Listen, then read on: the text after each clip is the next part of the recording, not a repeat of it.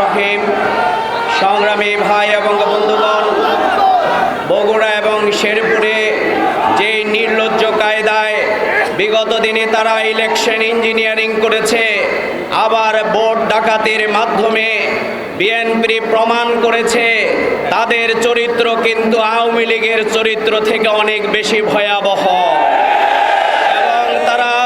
70% মানুষের রায়ের বিরুদ্ধে অবস্থান গ্রহণ করার মাধ্যমে তারা ইলেকশনের আগে বলেছিল আপনারা হায়ের পক্ষে রায় দিবেন, কিন্তু আসলে এই মুনাফিকদের চরিত্রের মধ্যে আসলে নাই ছিল এবং এর মধ্য দিয়ে প্রমাণিত হয়েছে তারা বাংলাদেশের 70% মানুষ মূলত দাঁড়িপাল্লার পক্ষে, জামাত ইসলামীর পক্ষে, 11 দলীয় জোটের পক্ষে রায় দিয়েছিল।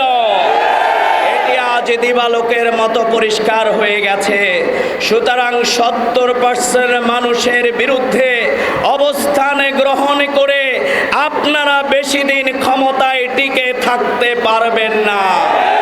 হয়তো ভাবছেন আইন বা আপনারা পরিবর্তন করছেন, আপনারা আজকে শেখ হাসিনা ব্যতীত আপনারা সব কিছুই আগের মতো রেখে দিয়েছেন, কিন্তু শেখ হাসিনা ফ্যাসিস্ট খুনি ভারতকে সাথে নিয়ে জনগণের বিরুদ্ধে গুম খুন আইনাগর তৈরি করে 15 বছর কাটিয়েছিল।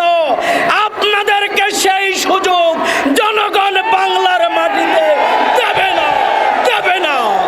সংগ্রামী ভাই এবং বন্ধুগণ, তাই আজকের এই সমাবেশ থেকে আমরা এই সরকারকে জানিয়ে দিতে চাই, গতকালকেই আমার প্রিয় ভাই আবু সাইদের খুনিদের রায় হয়েছে, কিন্তু তার স্বপ্নের বাংলাদেশ, সবচেয়ে ইনসাফের বাংলাদেশ, দুর্নীতিমুক্ত বাংলাদেশ, জনমানুষের বাংলাদেশ প্রতিষ্ঠার জন্য যারা সংসদীয় স্বৈরতন্ত্র কায়েম করবে তাদের বিচার একদিন এই ট্রাইব্যুনালেই অনুষ্ঠিত হবে।